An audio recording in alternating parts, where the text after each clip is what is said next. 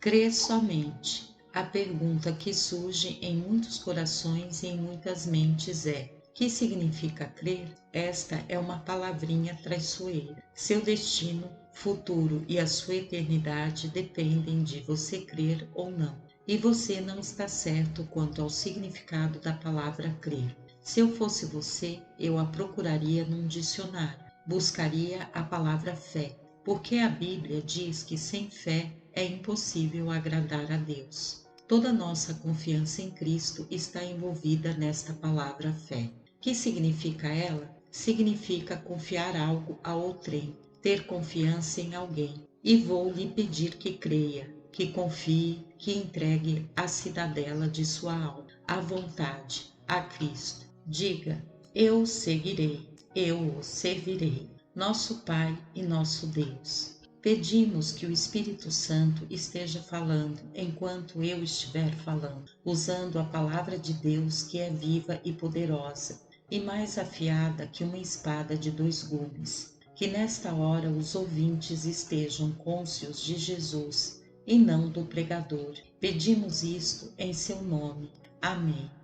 Abram o terceiro capítulo do livro de Apocalipse, no versículo 17.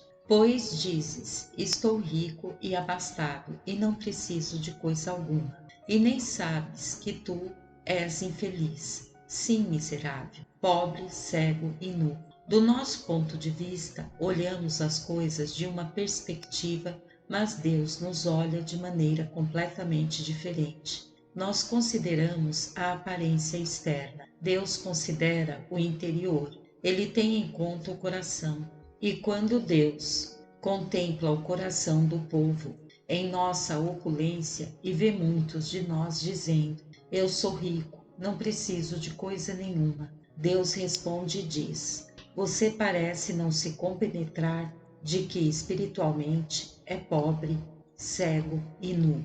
Na leitura da história que se encontra no capítulo 10 do Evangelho de Marcos, na qual um cego encontrou Jesus, eu gostaria de falar sobre esse homem, como ele encontrou Jesus e como isso transformou sua vida, como você pode encontrar-se com Cristo e como ele pode mudar sua vida. Certa vez, no jornal The New York Times, havia um belo retrato de Tricia Nixon, filha do presidente Nixon, no qual um menino cego estava tateando-lhe o rosto para ver sua aparência com o toque dos dedos.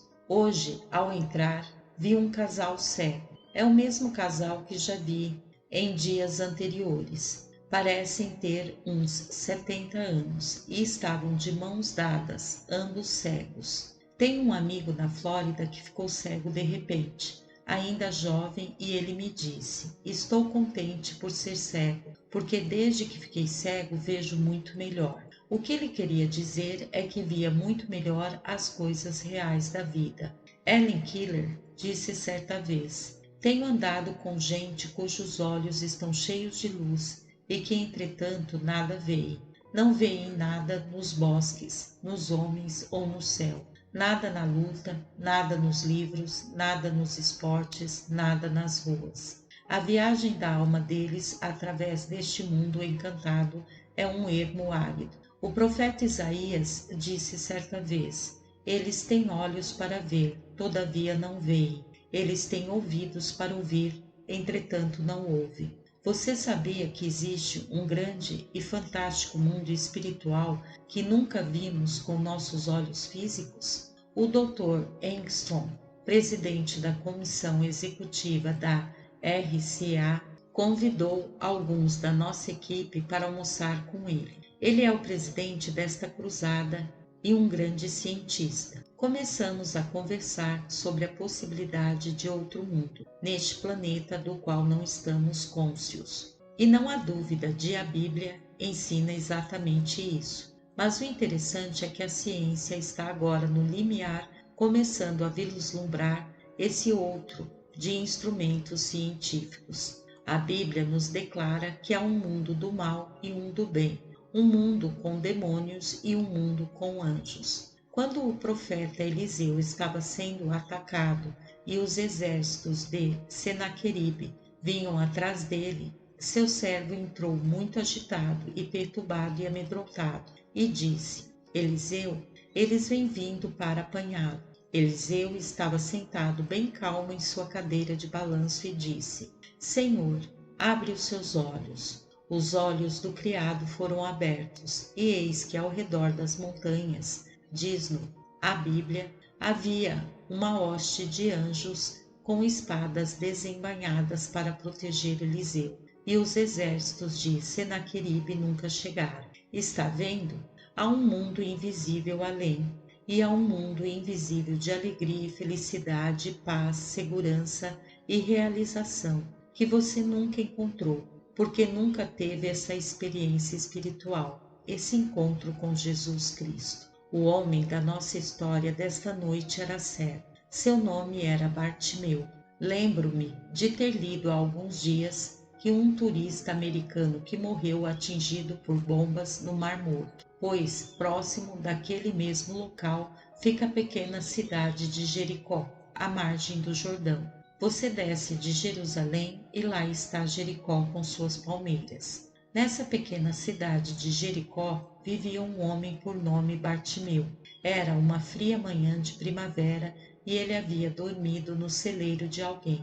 Levantou-se e se pôs a caminho com seu cajado pela rua abaixo, a esmolar um pedaço de pão, aqui e acolá. Chegou à parte externa da cidade, na estrada principal que atravessa Jericó em direção a Jerusalém, e sentou-se à porta, no muro da cidade, e começou a esmolar. Ele clamava: Ajudem o cego, ajudem o cego. O povo passava, uns cuspiam nele, outros jogavam pedras, outros lhe davam pontapés e alguns lançavam uma pequena moeda. Havia outros pedintes ali também. Disputavam o pouco que pudessem conseguir, que mal dava para sua sobrevivência. Quero que você olhe para esse cego por um instante e veja suas necessidades.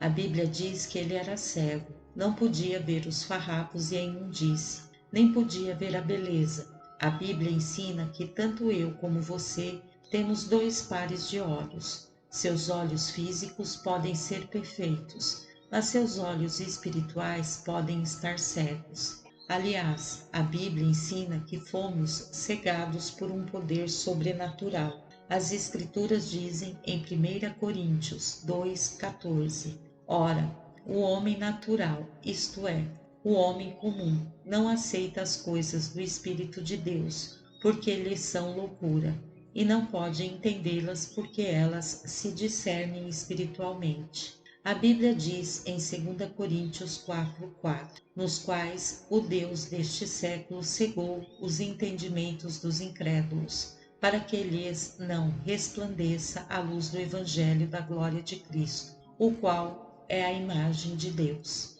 Em outras palavras, há um véu sobrenatural cobrindo nossa mente e os nossos olhos espirituais. E esta é a razão por que a pessoa jamais poderá vir a Cristo ou a Deus somente pelo intelecto. O Evangelho simplesmente não faz sentido. Você nunca será capaz de entendê-lo logicamente, passo a passo, porque o pecado afetou seus processos mentais. Sua vida intelectual normal está moldada a este mundo materialista, e é por isto que o Evangelho é loucura, de acordo com a Bíblia. A palavra de Deus diz que a pregação da cruz é loucura para os que perecem. Esta palavra loucura é muito interessante na língua grega. Significa ser débil mental, idiota. Há muitos que consideram uma idiotice eu levantar aqui e proclamar que Cristo morreu na cruz e ressuscitou, que se você crer e aceitar, isso poderá ter sua vida transformada. É loucura. E Deus fez isso deliberadamente. Quero dizer-lhe porque Ele o fez deliberadamente. Você se lembra daquele general do Antigo Testamento chamado Naamã, que era comandante dos exércitos da Síria e que era leproso? Não conseguia curar-se. Então dirigiu-se ao profeta Eliseu, o qual lhe disse: Vai e mergulha 7 vezes no Jordão. Mas o grande general saiu zangado, estava furioso. Disse ele: As águas da Síria são melhores que as de Israel. Por que haveria de fazer uma tolice dessas? Não há nenhum poder curativo nas águas do Jordão. Eliseu mandou que ele fizesse algo muito tolo e muito ridículo, a fim de experimentar sua fé, porque, para mergulhar naquela água, ele precisava ter fé, fazer uma loucura, loucura para a mente natural, porém não loucura para Deus. A obediência é importante. Deus lhe estava ensinando a obediência. Finalmente, um de seus oficiais o persuadiu a fazê-lo, de modo que ele mergulhou 7 vezes e foi curado da sua lepra. Ou então, lembra-se da história que Jesus contou, e é uma história notável do Antigo Testamento, da serpente no deserto? Você se recorda de que as serpentes haviam mordido o povo de Israel e muitos deles estavam morrendo? Deus disse: para que eles sejam curados, Moisés, você deverá fazer uma serpente de bronze, e todo aquele que olhar para ela viverá. Os que não olharem morrerão. Não é isso ridículo? Não há poder curativo em uma serpente de bronze. Pode você imaginar algo mais ridículo do que uma pessoa mordida por uma serpente olhar para uma serpente de bronze e ser curada? Deus os estava mandando fazer algo insensato, pela fé. Deus queria que eles crescem porque ele o dissera. Ele estava ensinando a obediência. Samuel disse: o obedecer é melhor do que o sacrificar. A mesma coisa acontece com a cruz. Ela é loucura para o homem natural. Todo o primeiro capítulo de 1 Coríntios fala sobre a loucura da cruz para a inteligência e a lógica humana. Mas quando vem pela fé, como uma criancinha para receber a Cristo, ela adquire uma nova significação, uma nova importância. Deus encerrou seu poder no segredo da cruz. É por isso que as igrejas têm uma cruz. É por isso que a cruz é o símbolo do cristianismo, porque na cruz há poder sobrenatural para mudar a sua vida. Isso parece louco, parece ridículo à mente natural, mas nela há poder para transformar sua vida. Esse homem era cego, como muitos de vocês aqui hoje. Em segundo lugar, ele era pobre, era extremamente pobre, e você sabe que esse é um problema que enfrentamos no mundo atual, o problema da pobreza. Isso causa dor constante ao meu coração. De cada 10 pessoas no mundo, 7 vivem numa pobreza atroz neste momento. Mesmo antes de Biafra, 10.000 pessoas estavam morrendo de fome e subnutrição diariamente no mundo. Pense nisto, 10.000 pessoas por dia morrendo por falta de alimento em nosso mundo, enquanto muitos animais de estimação têm um padrão de vida muito mais elevados que milhões de pessoas em outras partes do mundo. Ora, a Bíblia ensina que somos responsáveis para com os pobres. Provérbios 21, versículo 13 diz: o que tapa o ouvido ao clamor do pobre também clamará e não será ouvido. O Salmo 41, versículo 1 diz: bem-aventurado o que acode aos necessitados, o Senhor o livra no dia do mal. Isaías diz: aprendei a fazer o bem, atendei à justiça, repreendei ao opressor, defendei o direito do órfão, pleiteai a causa das viúvas. O apóstolo João diz: ora, aquele que possuir recursos deste mundo e vir a seu irmão padecer necessidade e fechar-lhe o seu coração, como pode permanecer nele o amor de Deus? Você me dirá: quem são os pobres? Temos aqui mesmo os extremamente ricos e os extremamente pobres, de acordo com os padrões que têm sido estabelecidos quanto ao que seja pobreza, eles são pobres. Eu fui criado em verdadeira pobreza. Eu não o sabia. Ninguém veio me contar. Eu não assistia à televisão para ver que grande problema eu me havia tornado. Ninguém me contou. Tudo o que eu sabia fazer era trabalhar das 3 horas da madrugada até o pôr do sol. Eu e meu irmão, antes de irmos para o ginásio, tínhamos de levantar e ordenhar umas 20 vacas cada um diariamente. Você dirá: isto é impossível. Eu não gostaria de ter de ordenhar agora, nem mesmo uma vaca que fosse. Aquilo era trabalho duro. E sabem que não tínhamos televisão? Não tínhamos rádios até os meus 12 anos, quando meu pai comprou um velho rádio de galena, desses que a gente ouve com fone de ouvido. Só podíamos ouvir uma determinada estação com ele, creio. Nossa casa não tinha encanamento. Éramos realmente pobres, de acordo com os padrões atuais. Porém, não o sabíamos. Mas há gente muito pobre realmente. Viúvas, filhos de lares desfeitos, filhos ilegítimos, órfãos, inválidos, anciãos cujas economias têm sido devoradas pela inflação, os que querem trabalhar, mas são preteridos em razão de sua raça ou religião. Para com todos esses, a sociedade tem uma responsabilidade e a igreja tem uma particular responsabilidade. Outro dia vi um distintivo que dizia: eu combato a pobreza, eu trabalho. Mas eu encontro muita gente que na verdade não quer trabalhar. E a Bíblia, em 2 Tessalonicenses 3, versículo 10, se alguém não quer trabalhar, também não coma.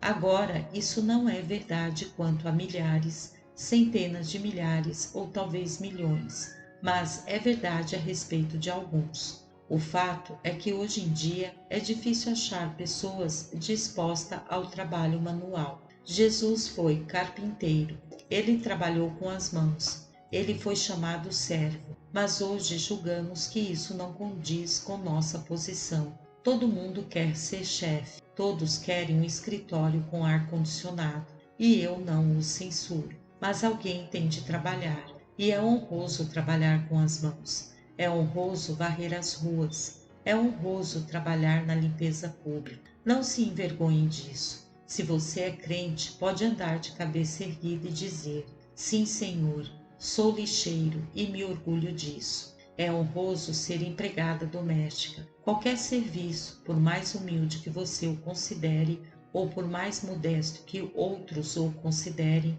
aos olhos de Deus se reveste de dignidade. Jesus foi carpinteiro. A Bíblia diz em Efésios 4:28, aquele que furtava, não furte mais. Antes, trabalhe, fazendo com as próprias mãos o que é bom, para que tenha com que acudir ao necessitado. Há pessoas que sentem uma grande obrigação para com a pobreza, e isto é bom.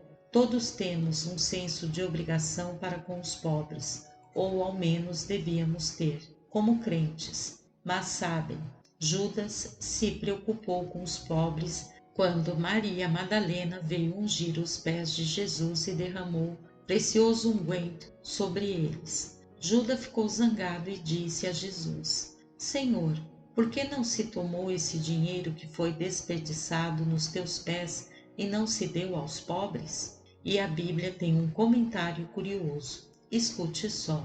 Isto disse ele, não porque tivesse cuidado dos pobres, mas porque era ladrão, e tendo a bolsa, tirava o que nela se lançava. João 12, versículo 6. Ele queria aquele dinheiro para si mesmo, e há muitos políticos que se preocupam tanto com a pobreza porque querem ganhar votos. Mas isso não nos deveria jamais isentar da responsabilidade para com os verdadeiramente pobres. Devemos, como sociedade e como igreja, fazer tudo ao nosso alcance em favor dos indigentes. A Bíblia também se refere a outra espécie de pobreza. Existe uma pobreza espiritual. Mais vale o pouco do justo que a abundância de muitos ímpios. A Bíblia diz que aproveita ao homem ganhar o mundo inteiro e perder a sua alma. Jesus contou a história de um homem rico, vivia na opulência, tinha tudo. Certo dia foi inspecionar sua propriedade e disse: sabe o que? Tenho bastante para me aposentar. Vou mudar-me para a Flórida e lá gastar o resto da minha vida. Tenho grandes celeiros, tenho grandes propriedades. E ele disse à sua alma, não disse à sua mente ou ao seu corpo, ele disse à sua alma, ao seu espírito, aquela parte do seu ser que deveria pertencer a Deus. Disse ele: alma, descanse, beba e folgue. goze a vida, divirta-se. Ora, isso era egoísmo. Não vá ajudar os outros. Não se envolva em empreendimentos sociais, nem trabalhos espirituais e testemunho, mas gaste consigo mesmo. E aquela noite, diz a Bíblia, veio uma voz do céu dizendo: louco, esta noite te pedirão a tua alma. O profeta Amós diz no capítulo 6 do seu livro: ai dos que andam à vontade, que dormem em camas de marfim, e se espreguiçam sobre os seus leitos, e comem os cordeiros do rebanho, e os bezerros do cebadouro, que bebem vinho em taças, e se ungem com o mais excelente óleo. A queda de Roma teve 3 causas: glutonaria, embriaguez e imoralidade. As mais corroeram o coração e o cerne de Roma, e são essas as coisas que vemos ainda hoje, que nos poderão fazer apodrecer por dentro, a não ser que tenhamos um despertamento moral e espiritual, de um extremo ao outro do país. Mas existe a pobreza espiritual. Este homem de quem Jesus falou tinha tudo materialmente, entretanto, não tinha nada espiritualmente. Ganhou o mundo, mas perdeu sua alma. E Jesus disse que este é um mau negócio. E alguns de vocês têm bom emprego, têm conta bancária e têm reputação no seu âmbito de vida, mas espiritualmente são pobres. Aos olhos de Deus, vocês estão na pobreza. Vocês são como Bartimeu, cegos e pobres. Ainda, Bartimeu não só era cego e pobre, mas encontrava-se numa situação desesperadora. Havia tentado achar a cura para sua cegueira e não conseguiu. E quantas pessoas não estão hoje nas mesmas condições? As pressões da vida nos oprimem e parece não haver esperança. Muitos de nós, jovens, procuram achar um propósito e um significado para a sua vida. Têm procurado achar a solução dos seus mistérios da vida. De onde eu vim? Por que estou aqui? Para onde estou indo? Qual é o significado da vida? O falecido Ian Fleming, autor e criador de James Bond, disse antes de morrer: agora, meu Deus, eu sou cinzas, somente cinzas. Tu não tens ideia de como a gente se sente enfadado com todo esse negócio tolo da vida. Os psicólogos estão chamando a isso a mentalidade suicida, e eles estão dizendo que quanto mais elevada a civilização, mais elevada o índice de suicídios. Bartimeu esperava morrer cego, sem nunca sonhar que algo aconteceria para transformar sua vida. Não tinha um raio de esperança. E muitos de vocês já perderam a esperança e são como o gato a quem pisaram na cauda tantas vezes, que sempre que alguém entrava na sala, ele já esticava. Você simplesmente diz: não adianta, já experimentei. Experimentei religião, experimentei esta igreja e aquela outra, e já experimentei filosofia, já experimentei psicologia. Até os Beatles foram para a Índia buscando satisfação e paz, mas voltaram desiludidos. Você já procurou 1000 maneiras de achar paz e segurança para a sua alma, sem consegui-las, e por isso resolveu desistir. Desenvolveu-se uma situação bastante perigosa no mundo atual. Muitos de nossos cientistas estão dizendo que não chegaremos a alcançar o próximo século.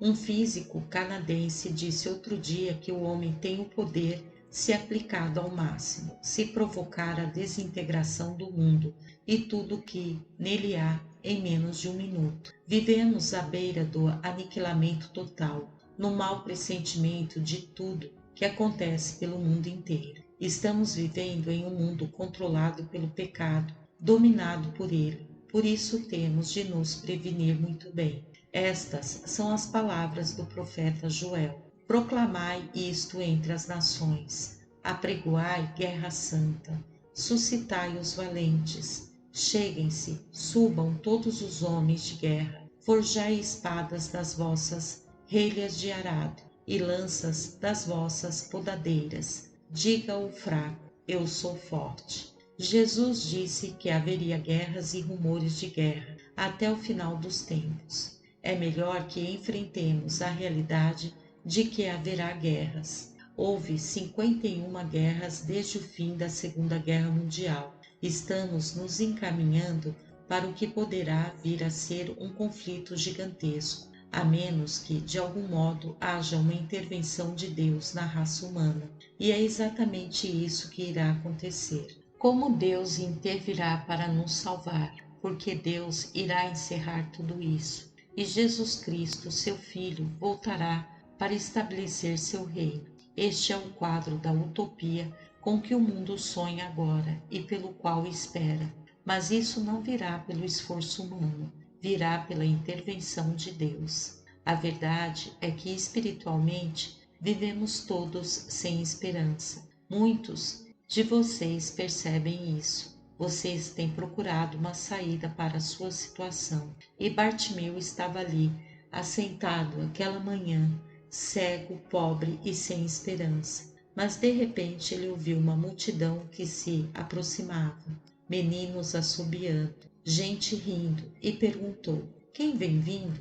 Ninguém respondeu. Ele perguntou de novo: quem está vindo por aí? Ele não conseguia uma resposta naquela confusão e a multidão já estava começando a se distanciar. Por isso, ele agarrou a túnica de um transeunte e perguntou: quem está aí? E o estranho empurrou-o e disse: é Jesus Nazareno que está passando. Jesus de Nazaré? Eu já ouvi esse nome. Ah, Jesus é o que vem fazendo todos esses milagres. Eu já ouvi falar dele. O fato é que Bartimeu nunca teria ouvido, se não fora por um estranho que o informou. Você não pode imaginar o que uma palavra dita num restaurante, num elevador ou numa esquina pode fazer. Muitos de vocês não sabem, mas podem ir a uma praça. Quantos não se achegam e nos contam mais tarde: aquela pessoa não sabia, mas eu estava numa situação desesperadora e recebi Cristo em meu coração. Outro diz: meu Deus, eu preciso de Deus, eu preciso dele agora mesmo. E ele achou a Deus ali, naquela esquina ou naquela rua. Isto está acontecendo por toda a cidade. Você não lê nem ouve a respeito disso, mas está acontecendo. Nunca ficamos sabendo o que uma palavra fará. O secretário da Associação Cristã de Moço de Berlim é Peter Schneider e ele é meu intérprete sempre que vou à Alemanha. Peter Schneider foi aprisionado pelos ingleses durante a guerra. Ele fazia parte do exército alemão. Aprendeu inglês enquanto estava num campo de prisioneiros. Após a guerra, a Associação Cristã de Moços o escolheu como um promissor líder jovem e trouxe-o aos Estados Unidos, a fim de mostrar-lhe diversos acampamentos neste país, procurando treiná-lo.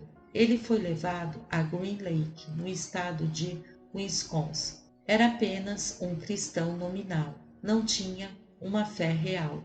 Ali não havia o que fazer, de modo que um grupo de estudantes estava tendo uma reunião evangélica e ele foi assistir.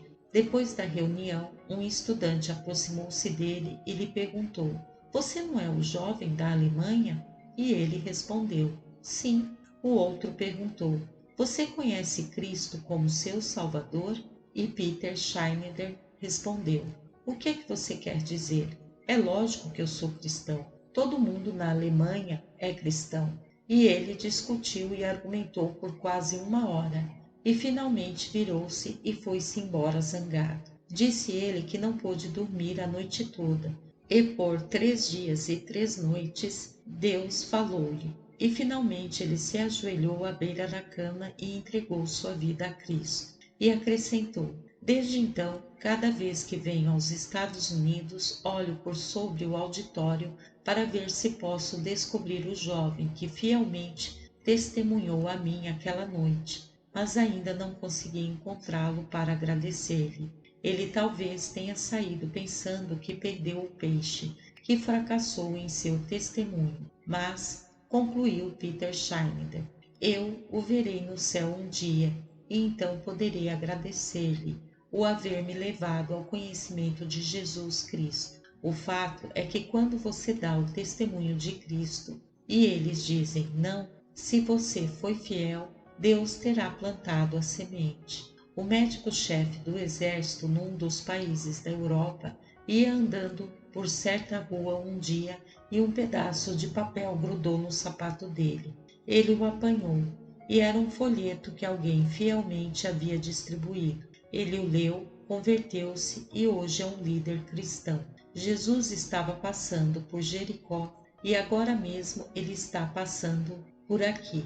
Jesus está passando e em seu desespero, Bartimeu poderia ter dito: espere um pouco, creio que vou aguardar que os líderes religiosos me falem a respeito desse Jesus. Mas Bartimeu não fez isso. Ele não esperou até saber mais alguma coisa a respeito de Jesus. Ele disse: esta é a minha grande oportunidade, e gritou com toda a força dos seus pulmões: Jesus, filho de Davi, tem compaixão de mim. E a Bíblia diz que Jesus parou. Pense nisso. Essa foi a última vez que Jesus esteve em Jericó. Ele já estava se distanciando e Bartimeu estava se prevalecendo dessa oportunidade que poderia nunca mais se repetir para ele. E ele clamou: Jesus, tem compaixão de mim. E Jesus parou. E eu quero lhe dizer isto: se você clamar, ele se deterá e o ouvirá. Os outros mendigos ao redor de Bartimeu começaram a bater-lhe na boca, dizendo: psiu, cale a boca! Ele não quer perder tempo com um cego mendigo, velho e sujo como você. Jesus não veio para ser servido, ele veio para servir e está interessado em você. Ele tem os cabelos da sua cabeça contados e sabe tudo a seu respeito. Ele conhece a máscara da religião. Ele conhece a hipocrisia no seu coração. Ou conhece o orgulho que você tem. Ou conhece a luxúria em seu coração.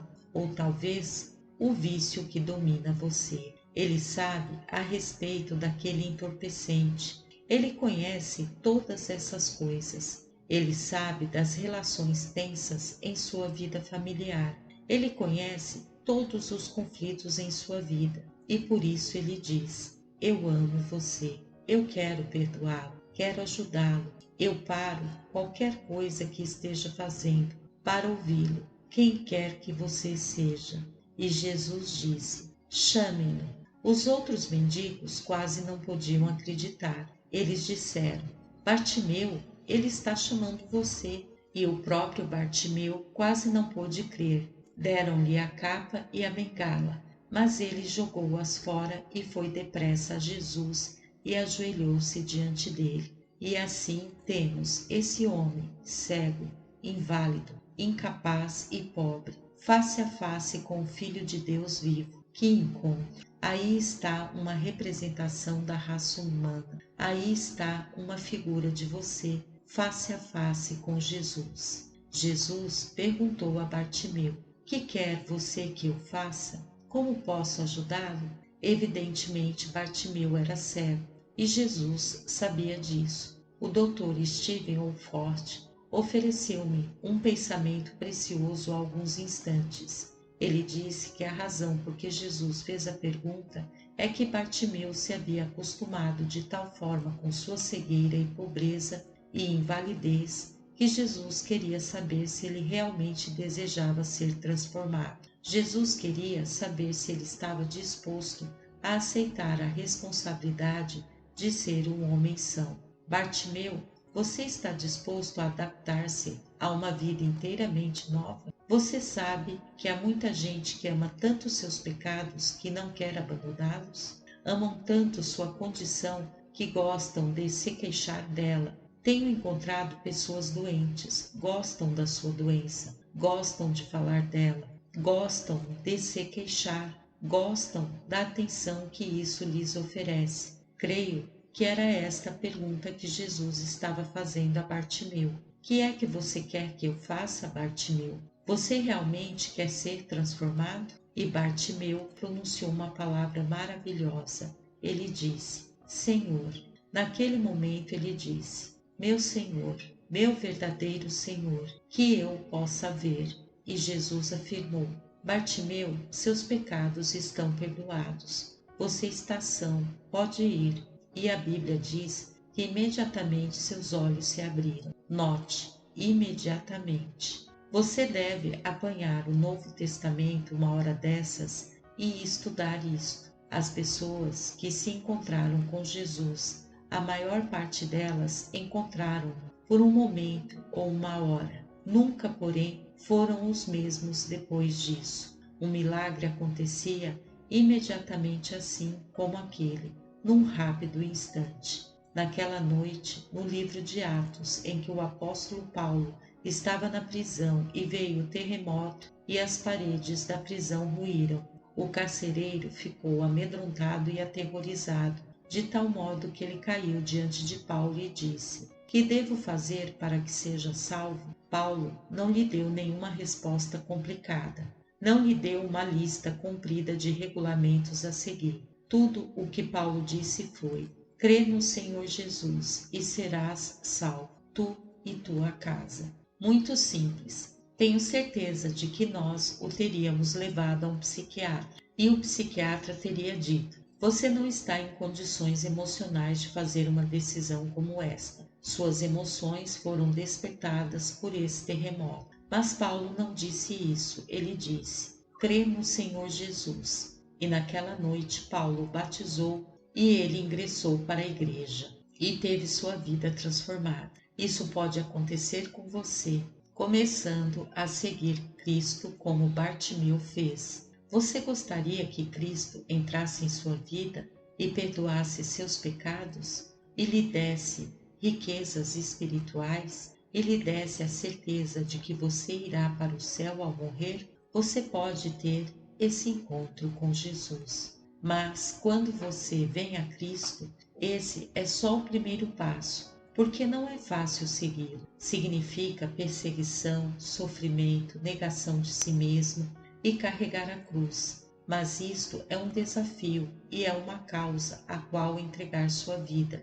Temos visto milhares de jovens e velhos igualmente fazerem essa entrega. Deixar que Ele toque na sua vida e o transforme e lhe dê uma razão de viver é maravilhoso. Isso lhe dará a realização e a certeza que você tem estado procurando. E então, quando você deixar, não se sentirá mais sozinho. Cristo viverá com você no mesmo endereço, com os mesmos companheiros, na mesma rua de antes, mas tudo lhe parecerá completamente diferente depois que você se houver encontrado com Jesus. Basta dizer: eu recebo Cristo, quero que Ele perdoe meu pecado e transforme minha vida. Amém. Graça e paz, irmãos.